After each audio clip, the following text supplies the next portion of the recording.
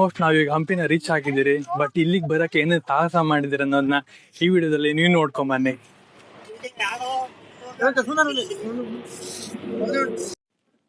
ಮೊದಲಿಗೆ ನಾವು ಹೋಗಿದ್ದೆ ಯಶವಂತಪುರ ರೈಲ್ವೆ ಸ್ಟೇಷನ್ ಹತ್ರ. ಅಲ್ಲಿ ಪ್ರತಿದಿನ 8:15ಗೆ ಹಂಪಿ ಎಕ್ಸ್ಪ್ರೆಸ್ ಅನ್ನೋದನ್ನ ಹೋಗುತ್ತೆ. ಆ ಟ್ರೈನ್ನ ನೀವು ಆನ್ ಬೋರ್ಡ್ ಆದರೆ ಹೊಸಪೇಟೆಲಿ ಹೋಗಿ ಇಳಿಯೋದಕ್ಕೆ ನಿಮಗೆ 7:30 ಆಗುತ್ತೆ. ರೈಲ್ವೆ ಸ್ಟೇಷನಿಂದ ಬಸ್ ಸ್ಟ್ಯಾಂಡ್ ಕೇವಲ 1.5 ಕಿಲೋಮೀಟರ್ ಆಗುತ್ತೆ. ನೀವು ಬೇಕಿದ್ರೆ ನಡ್ಕೊಂಡು ಹೋಗ್ಬೋದು ಅಥವಾ ಆಟೋ ಸಹ ಯೂಸ್ ಮಾಡ್ಬೋದು. ರೈಲ್ವೆ ಸ್ಟೇಷನಿಂದ ಆಲ್ಮೋಸ್ಟ್ ಈಗ ನಾವು ನಡ್ಕೊಂಡು ಹೋಗ್ತಿದ್ವಿ ಬಸ್ ಸ್ಟ್ಯಾಂಡ್ಗೆ. ರೈಲ್ವೆ ಸ್ಟೇಷನಿಂದ ಬಸ್ ಸ್ಟ್ಯಾಂಡ್ಗೆ ಒಂದು 20 ನಿಮಿಷ ಜರ್ನಿ, 1.5 ಕಿಲೋಮೀಟರ್ ಇರುತ್ತೆ. ಆರಾಮಾಗಿ ಬೈ ವಾಕ್ ಮಾಡ್ಬೋದು ಅಥವಾ ನೀವು ಆಟೋದಲ್ಲಿ ಸಹ 50 ರೂಪೀಸ್ ಕೊಟ್ಟು ಆಟೋದಲ್ಲಿ ಸಹ ಹೋಗ್ಬೋದಾಗಿರುತ್ತೆ.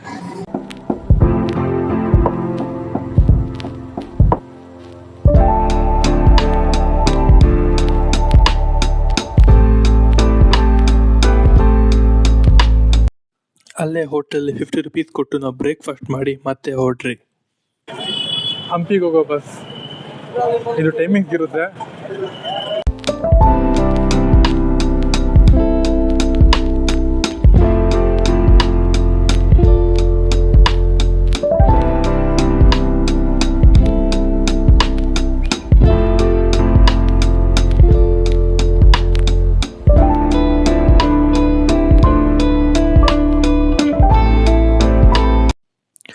ಬಸ್ ಸ್ಟ್ಯಾಂಡಿಂದ ಹಂಪಿನ ರೀಚ್ ಆಗೋಕ್ಕೆ ಆಲ್ಮೋಸ್ಟ್ 8:30 ಆಗಿತ್ತು.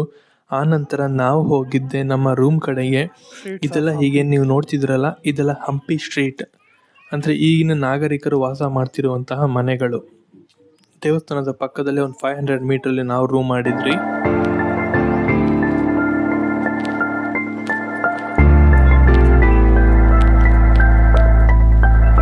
ಅಟ್ ಪ್ರೆಸೆಂಟ್ ನಾವು ಸ್ಟೇ ಆಗಿರೋದು ಡ್ರೀಮ್ ಕ್ಯಾಚರ್ ರೆಸ್ಟೋರೆಂಟ್ ಅಂತ ಹಂಪಿಯಲ್ಲಿ ನಿಯರ್ ಬೈ ಟೆಂಪಲ್ ಇದೆ. ಇದನ್ನ ಬುಕ್ ಮಾಡೋದಕ್ಕೆ ಮೇನ್ ರೀಸನ್ ಏನಪ್ಪ ಅಂತಂದರೆ ಇಲ್ಲಿಂದ ರಿವರ್ ವ್ಯೂ ಮತ್ತು ಟೆಂಪಲ್ ಎರಡೂ ಸಹ ತುಂಬ ಹತ್ರ ಇದೆ. ಅದು ಕಾಣಿಸ್ತಿದೆಯಲ್ಲ, ಅದೇ ರಿವರ್. ಮತ್ತು ಈ ಕಡೆ ಜಸ್ಟ್ ಒಂದು 500 ಮೀಟರ್ಸ್ ಹೋದರೆ ನಿಮಗೆ ಟೆಂಪಲ್ ಸಹ ಸಿಗುತ್ತೆ.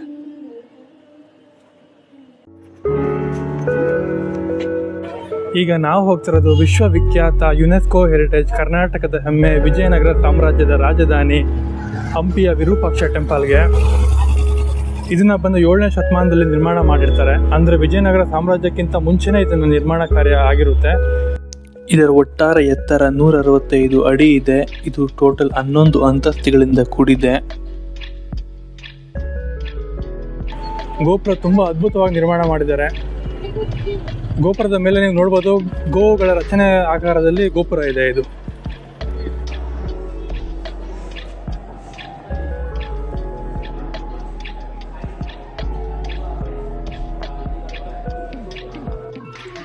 ಈ ದೇವಾಲಯವನ್ನು 7ನೇ ಶತಮಾನದಲ್ಲಿ ಚಾಲುಕ್ಯರು ಕಟ್ಟಿರ್ತಾರೆ. ಹಂಪಿಯಲ್ಲಿ ಅತ್ಯಂತ ಪ್ರಮುಖ ದೇವಸ್ಥಾನಗಳಲ್ಲಿ ಇದು ಒಂದು. ಯಾಕಪ್ಪ ಅಂತಂತಂದರೆ ಇಲ್ಲಿ ಪೂಜೆ ನಡೆಯುವಂತಹ ದೇವಸ್ಥಾನಗಳಲ್ಲಿ ಇದು ಒಂದು ಮುಖ್ಯವಾದ ದೇವಸ್ಥಾನ. ಗರ್ಭಗುಡಿಯಲ್ಲಿ ದೇವರ ವಿಗ್ರಹ ಭಂಗ ಆದರೆ ಅದಕ್ಕೆ ಹಿಂದೂ ಸಂಪ್ರದಾಯದಲ್ಲಿ ಪೂಜೆ ನಡೆಯೋದಿಲ್ಲ. ಹಂಪಿಯಲ್ಲಿ ಅನೇಕ ದೇವಾಲಯಗಳಲ್ಲಿ ಮೂರ್ತಿ ಭಂಗ ಆಗಿದೆ. ಇದು ದೇವಾಲಯದಲ್ಲಿರುವ ಆನೆ ಲಕ್ಷ್ಮಿ.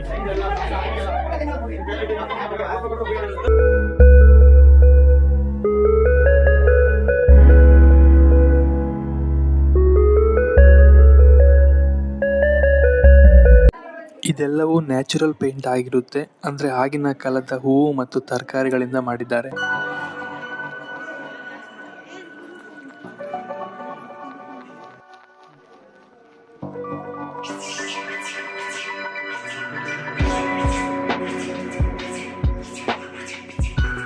ಹಂಪಿಯನ್ನು ಜಗತ್ತಿನ ವಿಸ್ತಾರವಾದಂತಹ ಓಪನ್ ಮ್ಯೂಸಿಯಂ ಅಂತಾರೆ. ಹಂಗೆ ಹೇಳೋದಕ್ಕೆ ಏನಪ್ಪ ಮೇನ್ ರೀಸನ್ ಅಂತಂತಂದರೆ ಇಲ್ಲಿ ಅನೇಕ ಕಲ್ಲಿನ ಕೆತ್ತನೆಗಳು ಇಲ್ಲಿ ಆಗಿದೆ. ಕಲ್ಲಿಗೆ ಜೀವ ಕೊಡುವಂತಹ ಸಾಹಸ ಇಲ್ಲಿ ಮಾಡಲಾಗಿದೆ. ಹಂಪಿ ಇರೋದು ಸಹ ತುಂಗಭದ್ರಾ ನದಿಯ ತಟದಲ್ಲಿ. ಹಂಪಿಗೆ ರಾಮಾಯಣದ ನಂಟು ಸಹ ಇದೆ. ಮುಂಚೆ ಇದನ್ನು ಕಿಷ್ಕಿಂಧ ಅಂತ ಕರಿತಿದ್ರು. ಕಿಷ್ಕಿಂಧ ಅಂದರೆ ಯಾರು ಹೇಳಿ? ವಾನರ ಸೈನ್ಯ ಇಲ್ಲಿ ಯಥೇಚ್ಛವಾಗಿ ನಡೆದಿದ್ದಂತಹ ಒಂದು ಸಾಮ್ರಾಜ್ಯ ಆಗಿತ್ತು. ಈಗಲೂ ಸಹ ಇಲ್ಲಿ ನೀವು ಅನೇಕ ವಾನರಗಳು ಅಂದರೆ ಕೋತಿಗಳನ್ನು ಸಹ ಇಲ್ಲಿ ನೀವು ನೋಡ್ಬೋದಾಗಿರುತ್ತೆ. ಈ ಟೆಂಪಲನ್ನು ದ್ರಾವಿಡ ಶೈಲಿಯಲ್ಲಿ ನಿರ್ಮಾಣ ಮಾಡಿದ್ದಾರೆ. ಇದಕ್ಕೆ ಮೂಲ ಗುರುಗಳು ಬಂದು ಗುರು ವಿದ್ಯಾರಣ್ಯರು. ಅವರು ಯಾಕಪ್ಪ ಈ ಟೆಂಪಲ್ನ ಅಥವಾ ಈ ಸಾಮ್ರಾಜ್ಯನ ನಿರ್ಮಾಣ ಮಾಡಬೇಕು ಅಂತ ಅವರು ಮನಸ್ಸಿಗೆ ಬಂತು ಅಂದರೆ, ಆಗಿನ ಕಾಲದಲ್ಲಿ ಅನೇಕ ಬಾಹ್ಯ ದೇಶದ ಅಂದರೆ ಮುಸಲ್ಮಾನರ ದೌರ್ಜನ್ಯ ಭಾರತದಲ್ಲಿ ಅತಿ ಹೆಚ್ಚಾಗಿರುತ್ತೆ. ಅದಕ್ಕೆ ದಕ್ಷಿಣ ಭಾರತದಲ್ಲಿ ಒಂದು ಮೂಲ ಹಿಂದೂ ರಾಜ್ಯ ಇರಬೇಕು ಅಂತ ಅವರು ತೀರ್ಮಾನ ಮಾಡಿ ಅಕ್ಕ ಒಂದು ಮತ್ತು ಬುಕ್ಕ ಒಂದು ಅವರನ್ನು ಇಲ್ಲಿ ರಾಜನನ್ನಾಗಿ ಮಾಡಿ ಅವರು ಪಟ್ಟಾಭಿಷೇಕ ಮಾಡಿ ವಿಜಯನಗರ ಸಾಮ್ರಾಜ್ಯನ ಸ್ಥಾಪನೆ ಮಾಡ್ತಾರೆ. ವಿಜಯನಗರ ಅಂದರೆ ದ ಕಿಂಗ್ಡಮ್ ಆಫ್ ವಿಕ್ಟ್ರಿ ಅಂತ ಹೆಸರಿಗೆ ತಕ್ಕಂತೆ ಇದು ದಕ್ಷಿಣ ಭಾರತವನ್ನು ಕಂಪ್ಲೀಟಾಗಿ ಆಳ್ವಿಕೆ ನಡೆಸುತ್ತೆ.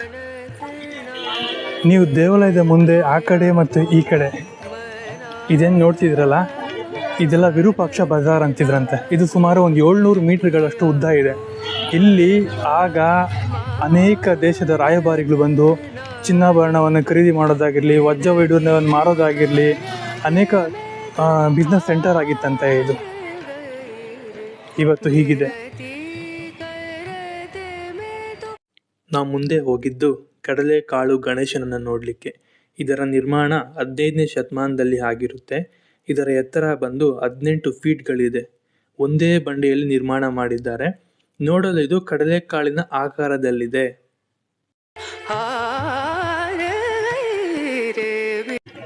ಈಗ ನೀವು ನೋಡ್ತಿರೋದು ಸಾಸಿವೆ ಕಾಳು ಗಣೇಶ ಅಂತ. ಇದಕ್ಕೆ ಸಾಸಿವೆ ಕಾಳು ಗಣೇಶ ಅಂತ ಯಾಕಪ್ಪ ಹೆಸರು ಬಂತು ಅಂದರೆ, ಇಲ್ಲಿ ಸಾಸಿವೆ ಕಾಳು ವ್ಯಾಪಾರ ಮಾಡ್ತಿದ್ದಂಥ ಒಂದು ವ್ಯಾಪಾರಸ್ಥ ಈ ಗಣೇಶನ ನಿರ್ಮಾಣ ಮಾಡ್ತಾರೆ ಅಂತ ಒಂದು ನಂಬಿಕೆ ಇದೆ. ನೋಡಿ, ತಾಯಿ ಪಾರ್ವತಮ್ಮನ ಮೇಲೆ ಮಗ ಆದಂತಹ ಗಣೇಶ ಕೂತ್ಕೊಂಡಿರೋದು. ಬಟ್ ಗಣೇಶನಿಗಿಂತ, ತಾಯಿ ಪಾರ್ವತಿಗಿಂತ ಗಣೇಶನ ವಿಗ್ರಹ ಇಲ್ಲಿ ತುಂಬ ದೊಡ್ಡದಾಗಿದೆ. ಹಂಪಿಯಲ್ಲಿರುವ ಇನ್ನೊಂದು ಆಕರ್ಷಣೀಯ ಸ್ಥಳ ಈ ಮಂಟಪ. ಈ ಮಂಟಪ 2 ಅಂತಸ್ತಿನದ್ದಾಗಿದ್ದು ಇಲ್ಲಿಂದ ಹಂಪಿಯನ್ನು ನೋಡೋದು ತುಂಬ ಸುಂದರವಾಗಿದೆ. ಒಬ್ಬ ಯಾತ್ರಿಕ ಬಂದು ಇಲ್ಲಿ ಬರೀತಾರೆ, ವಿಜಯನಗರ ಸಾಮ್ರಾಜ್ಯವು ಸುಮಾರು 60 ಮೈಲಿ ಸುತ್ತಳತೆಯನ್ನು ಹೊಂದಿರುತ್ತೆ ಅಂತ. ಜಸ್ಟ್ ಇಮ್ಯಾಜಿನ್, 60 ಮೈಲಿ ಸುತ್ತಳತೆ ಅಂತಂದರೆ ಎಷ್ಟು ದೊಡ್ಡ ನಗರವಾಗಿತ್ತು ಅಂತ. ಆಗ ಇಲ್ಲಿ ಸುಮಾರು 5 ಲಕ್ಷ ಜನ ವಾಸ ಮಾಡ್ತಿದ್ರು ಅಂತೆ. ಆಗ ಯೋಚನೆ ಮಾಡಿ, ಪಾಪ್ಯುಲೇಷನ್ ಇದ್ದಿದ್ದೇ ಕಡಿಮೆ, ಜನಸಂಖ್ಯೆ ಇದ್ದಿದ್ದೇ ಕಡಿಮೆ, ಅಂಥದ್ರಲ್ಲಿ ಇದೊಂದೇ ಸಿಟಿಯಲ್ಲಿ 5 ಲಕ್ಷ ಜನ ವಾಸ ಮಾಡ್ತಿದ್ರು ಅಂದರೆ ಇನ್ಯಾವ ಮಟ್ಟಿಗೆ ಇಲ್ಲಿ ಅಭಿವೃದ್ಧಿ ಹೊಂದಿತ್ತು ಅಂತ ನೀವು ಯೋಚನೆ ಮಾಡಿ. ಅಷ್ಟೇ ಅಲ್ಲ, ದೇಶ ವಿದೇಶಗಳಿಂದ ಇಲ್ಲಿ ಯಾತ್ರಿಕರು ಇರ್ತಿದ್ರು, ವ್ಯಾಪಾರ ಮಾಡ್ತಿದ್ರು, ಲಾಭ ಮಾಡ್ಕೊತಿದ್ರು, ಇಲ್ಲಿ ಸಹ ಇನ್ವೆಸ್ಟ್ ಮಾಡ್ತಿದ್ರು, ಮತ್ತು ಅವ್ರ ದೇಶಕ್ಕೂ ಸಹ ಇಲ್ಲಿನ ಕೀರ್ತಿಯನ್ನು ಎಕ್ಸ್ಪ್ಲೇನ್ ಮಾಡ್ತಿದ್ರು. ಈಗೇನು ನೀವು ನೋಡ್ತಿದ್ದೀರಲ್ಲ, ಕೃಷ್ಣ ದೇವಾಲಯ ಅಂತ ಇದನ್ನ ಕರೀತಾರೆ.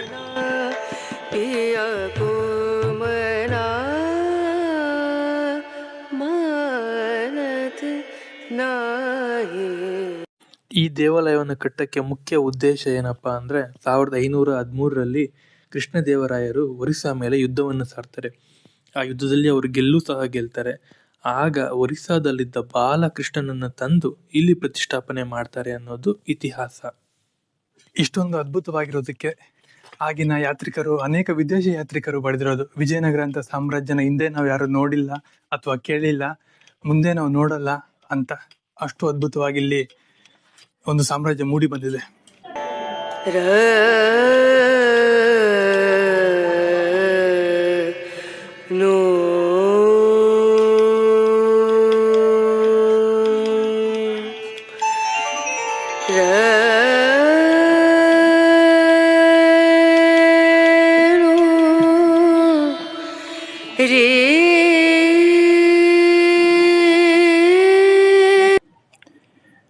ಆಗಿನ ಕಾಲದ ಲಿಪಿ ಹೀಗಿರುತ್ತೆ.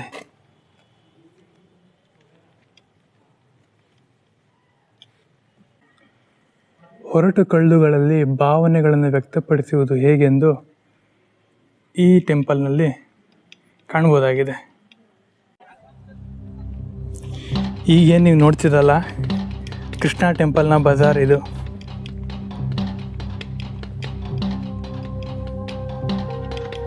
ಇಲ್ಲಿದೆ ಕೃಷ್ಣ ಟೆಂಪಲ್ ಆ್ಯಂಡ್ ಅದಕ್ಕೆ ಸಂಬಂಧಪಟ್ಟಂತಹ ಬಜಾರ್. ಈ ಬಜಾರಿನಲ್ಲಿ ಮುಖ್ಯವಾಗಿ ಅಡಿಕೆ ಮತ್ತು ಸಾಂಬಾರು ಪದಾರ್ಥಗಳಿಗೆ ಸಂಬಂಧಪಟ್ಟಂತ ವ್ಯವಹಾರವನ್ನು ಮಾಡುತ್ತಿದ್ದರು.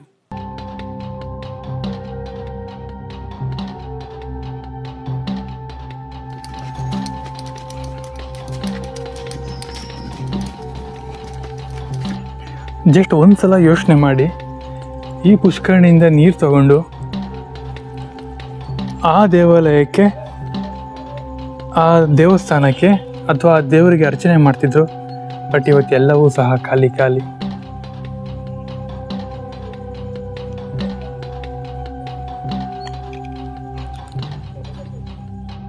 ನಾವು ಇವಾಗ ಮುಂದೆ ಹೋಗ್ತಿರೋದು ಉಗ್ರ ನರಸಿಂಹನನ್ನ ಕಾಣಲಿಕ್ಕೆ.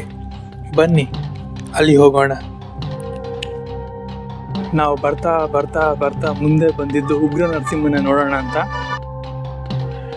ಇದರ ಎತ್ತರ ಸರಿಸುಮಾರು 22 ಅಡಿಗಳಷ್ಟಾಗಿರುತ್ತೆ. ಇದನ್ನು 1528ರಲ್ಲಿ ನಿರ್ಮಾಣ ಮಾಡ್ತಾರೆ.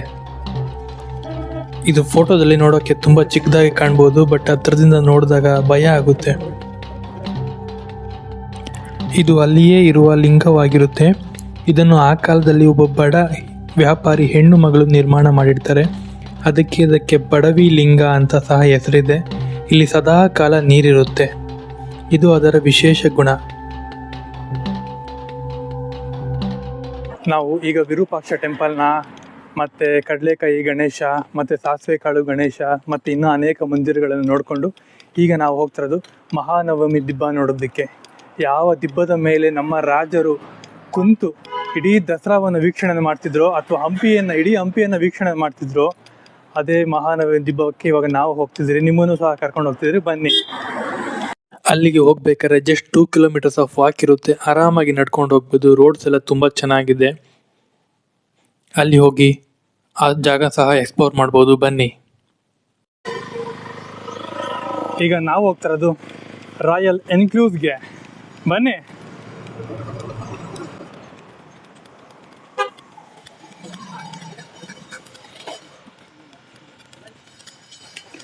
ಅಂಡರ್ಗ್ರೌಂಡ್ ಶಿವಲಿಂಗ ಟೆಂಪಲ್.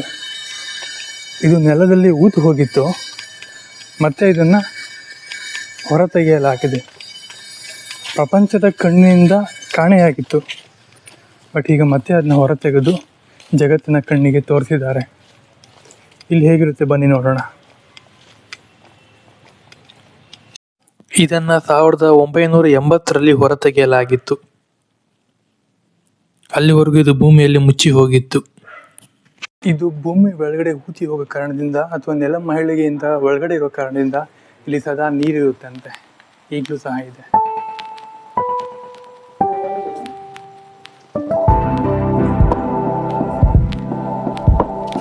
ಹಂಪಿಯಲ್ಲಿ ಇನ್ನೊಂದು ನೋವುತ್ತಿರುವ ಸಂಗತಿ ಏನಂದರೆ, ಇಲ್ಲಿ ಅನೇಕ ದೇವಸ್ಥಾನಗಳಲ್ಲಿ ಪೂಜೆ ನಡೆಯೋದಿಲ್ಲ. ಯಾಕಪ್ಪ ಅಂದರೆ ವಿಗ್ರಹ ಭಂಗ ಆಗಿರುತ್ತೆ. ವಿಗ್ರಹ ಭಂಗ ಆದರೆ ಹಿಂದೂ ಸಂಪ್ರದಾಯ ಪ್ರಕಾರ ಅಲ್ಲಿ ಪೂಜೆ ನಡೆಯೋದಿಲ್ಲ ಅಂತ. ಅದನ್ನು ಮುಗಿಸ್ಕೊಂಡು ನಾವು ಮುಂದೆ ಬಂದಿದ್ದೆ ರಾಮಚಂದ್ರ ಟೆಂಪಲ್ಗೆ. ಇದನ್ನು 15ನೇ ಶತಮಾನದಲ್ಲಿ ನಿರ್ಮಾಣ ಮಾಡಿರ್ತಾರೆ. ಇದನ್ನು ವಿಜಯನಗರ ಸಾಮ್ರಾಜ್ಯದ ರಾಜ ಮನೆತನಗಳಿಗೆ ಮಾತ್ರ ನಿರ್ಮಾಣ ಮಾಡಿದಂತಹ ದೇವಾಲಯವಾಗಿದೆ. ಇಲ್ಲಿ ರಾಮಾಯಣಕ್ಕೆ ಸಂಬಂಧಪಟ್ಟಂಥ ಕಲೆಗಳನ್ನು ನಾವು ನೋಡ್ಬೋದಾಗಿತ್ತೆ. ಅತ್ಯಂತ ನಾಜೂಕಿನಿಂದ ರಾಮಾಯಣಕ್ಕೆ ಸಂಬಂಧಪಟ್ಟಂಥ ಕಲೆಗಳನ್ನು ಇಲ್ಲಿ ವ್ಯಕ್ತಪಡಿಸಿದ್ದಾರೆ ಮತ್ತು ಇಲ್ಲಿ ಕೆತ್ತಲಾಗಿದೆ.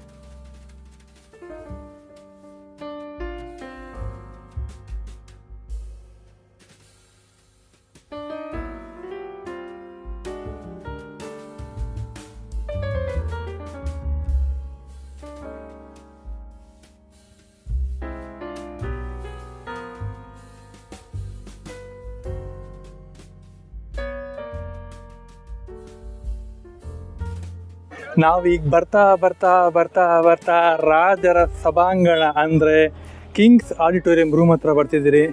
ಇಲ್ಲೇನು ನೀವು ನೋಡ್ತಿದ್ದೀರಲ್ಲ, ಇದು ರಾಜ ಸಭಾಂಗಣ. ಒಂದು ಸಪಾನೆ ಟೈಮಲ್ಲಿ ಆಗಿತ್ತು, ಬಟ್ ಈಗೆಲ್ಲ ಡಿಸ್ಟ್ರಾಯ್ ಆಗಿ ಆಗಿ ಆಗಿ ಇಷ್ಟು ಮಾತ್ರ ಉಳ್ಕೊಂಡಿದೆ. ಹಾಯ್ ಎಲ್ಲ ಯಾವ ಸ್ಕೂಲು? ಯಾವ ಸ್ಕೂಲ್? ಹಾಂ,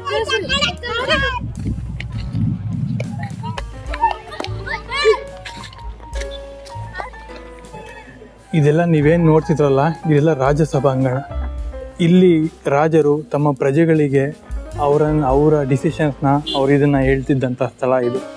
ಇವತ್ತಿಗೆ ಏನೂ ಇಲ್ಲ.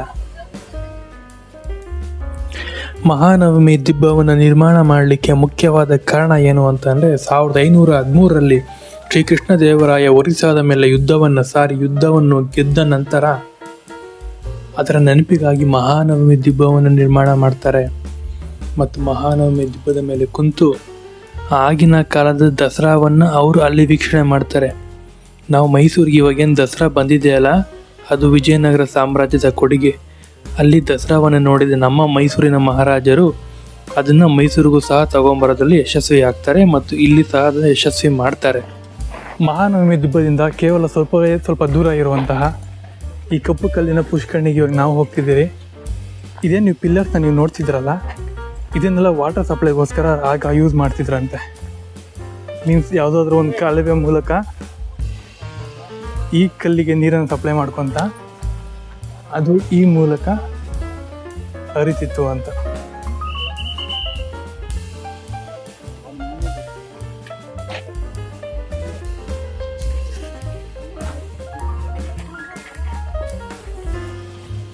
ಮಹಾನವಮಿ ದಿಬ್ಬ ಮುಗಿಸ್ಕೊಂತ ನಾವು ಈಗ ಬಂದಿರೋದು ಲೋಟಸ್ ಮಹಲ್.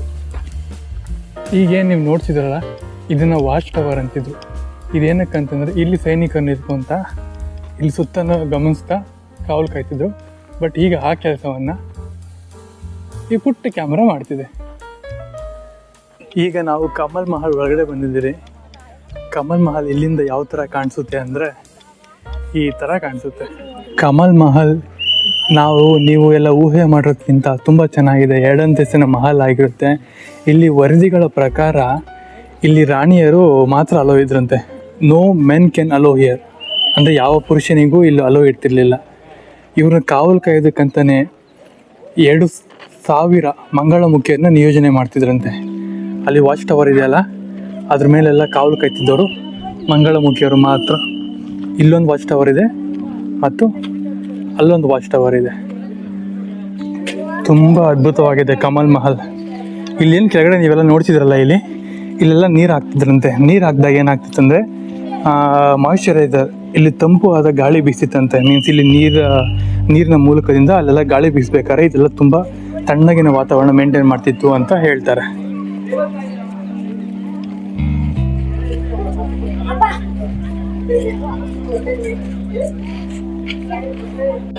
ಇದನ್ನು ಡಿಸ್ಟ್ರಾಯ್ ಮಾಡದೆ ಬಿಡೋಕ್ಕೆ ಮತ್ತೊಂದು ಮುಖ್ಯವಾದ ರೀಸನ್ ಏನಂದರೆ ಇದು ಇಂಡೋ ಇಸ್ಲಾಮಿಕ್ ಶೈಲಿಯಲ್ಲಿ ನಿರ್ಮಾಣ ಆಗಿದೆ ಅಂತ. ಅಲ್ಲಲ್ಲಿ ಇಂಡೋ ಇಸ್ಲಾಮಿಕ್ ಶೈಲಿಯನ್ನು ಗುರುತುಗಳನ್ನು ಕಾಣಬಹುದಾಗಿದೆ. ಆದ್ದರಿಂದ ಇದನ್ನು ಡಿಸ್ಟ್ರಾಯ್ ಮಾಡಿದ್ರೆ ಹಾಗೆ ಬಿಟ್ಟಿದ್ದಾರೆ ಆಗುಂತಕಾರರು ಅಂತ ಸಹ ಹೇಳ್ತಾರೆ. ನೀವು ಗೋಶಾಲೆ ಕೇಳಿರ್ಬೋದು, ಇಲ್ಲ ಬೇರೆ ಬೇರೆ ಥರ ಶಾಲೆಗಳನ್ನ ನೋಡಿರ್ಬೋದು, ಕೇಳಿರ್ಬೋದು. ಇದು ಬಂದು ಗಜಶಾಲೆ ಅಂತ. ಟೋಟಲ್ 11 ಇದೆ. ಇಲ್ಲಿ ನಿಲ್ಲೋದಕ್ಕೆ ಕೇವಲ ರಾಜರ ಆನೆಗಳಿಗೆ ಮಾತ್ರ ಅವಕಾಶ ಇತ್ತು. ಅವರು ಮುದ್ದಾಗಿ ಸಾಕಿದಂತಹ ಆನೆಗಳು ಮಾತ್ರ ಇಲ್ಲಿ ಅವರು ನಿಲ್ಲೋದಕ್ಕೆ ಅವಕಾಶ ಕೊಡ್ತಿದ್ರು. ಈ ಕಂಪ್ಲೀಟ್ ಸ್ಟ್ರಕ್ಚರ್ ನೀವು ನೋಡ್ತಿದ್ರಲ್ಲ, ಇದು ಇಂಡೋ ಇಸ್ಲಾಮಿಕ್ ಶೈಲಿಯಲ್ಲಿ ನಿರ್ಮಾಣಗೊಂಡಿದೆ.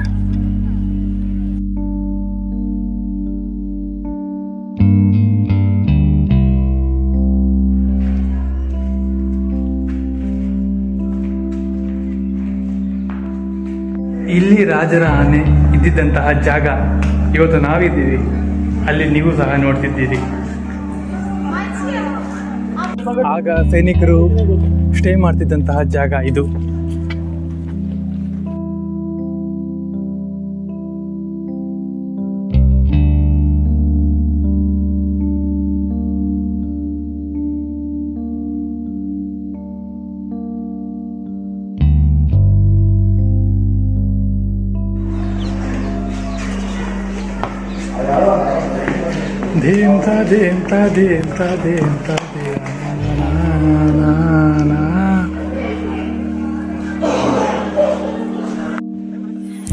ಅದನ್ನೆಲ್ಲ ಮುಗಿಸ್ಕೊಂಡು ಬರೋಷ್ಟರಲ್ಲಿ ನಮಗೆ ಹೊಟ್ಟೆ ಸಹ ಸಿಕ್ತಿತ್ತು.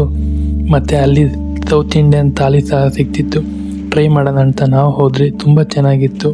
ಇದರ ಕಾಸ್ಟ್ ಬಂದು 150 ರುಪೀಸ್. ಅನ್ಲಿಮಿಟೆಡ್ ಮೀಲ್ನ ನೀವು ತಿನ್ಬೋದಾಗಿರುತ್ತೆ. ಆ ಕಡೆ ಹೋದರೆ ಪಕ್ಕ ಟ್ರೈ ಮಾಡಿ, ತುಂಬ ಚೆನ್ನಾಗಿತ್ತು ಮರದ ಕೆಳಗಡೆ ಕೂತ್ಕೊಂಡು ತಿನ್ನೋದಕ್ಕೆ. ನಾವು ಅಲ್ಲಿ ಊಟವನ್ನು ಮುಗಿಸ್ಕೊಂಡು ಮತ್ತೆ ಹಂಪಿಯಲ್ಲಿ ಸನ್ಸೆಟ್ ನೋಡೋಣ ಅಂತ ಹೊರಟ್ರಿ. ರೂಮಲ್ಲಿ ಸ್ವಲ್ಪ ರೆಸ್ಟ್ ಮಾಡಿ ಮತ್ತೆ ಸನ್ಸೆಟ್ ಕಡೆ ನಾವು ಹೆಜ್ಜೆ ಹಾಕಿದ್ರಿ. ಈಗ ಸಂಜೆ 5:15 ಟೈಮ್ ಆಗಿದೆ. ನಾವು ಹಂಪಿಯಲ್ಲಿ ಸನ್ಸೆಟ್ ವ್ಯೂನ ನೋಡೋದಕ್ಕೆ ಹೋಗ್ತಿದ್ದೀರಿ. ನಾವು ಇವಾಗ ಹೋಗ್ತಿರೋದು ಹಂಪಿಯ ಹಿಮಕೂಟ್ ದೇವಾಲಯ. ಇದು ಲೊಕೇಟ್ ಆಗಿರೋದು ವಿರೂಪಾಕ್ಷ ಹಿಂಬದಿಯಲ್ಲಿ. ಜಸ್ಟ್ ಒಂದು 10 ಮಿನಿಟ್ಸ್ ಜರ್ನಿ ಮಾಡಿದ್ರೆ ನಾವು ಟಾಪಿಗೆ ರೀಚ್ ಆಗ್ತೀರಿ. ಅಲ್ಲಿಂದ ನೋಡೋಣ ಬನ್ನಿ ಯಾವ ಥರ ಕಾಣಿಸುತ್ತೆ ಹಂಪಿ ಅಂತ.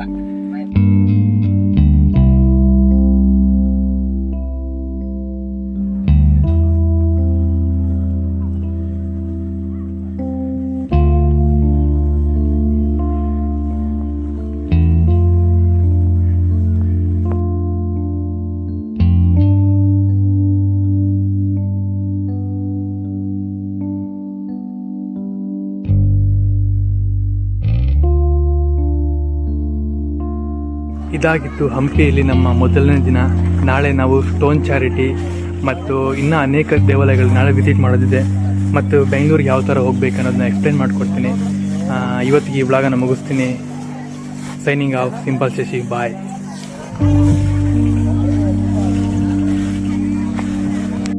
ಸೊ ವಿಡಿಯೋ ಇಷ್ಟ ಆಗಿದ್ರೆ ಲೈಕ್ ಮಾಡಿ, ಇಲ್ಲಾಂದರೆ ಡಿಸ್ಲೈಕ್ ಮಾಡಿ. ಡಿಸ್ಲೈಕ್ ಯಾಕೆ ಮಾಡಿದ್ರೆ ಅನ್ನೋದನ್ನ ಕಮೆಂಟ್ ಬಾಕ್ಸಲ್ಲಿ ತಪ್ಪದೇ ಬರೀರಿ. Thank you.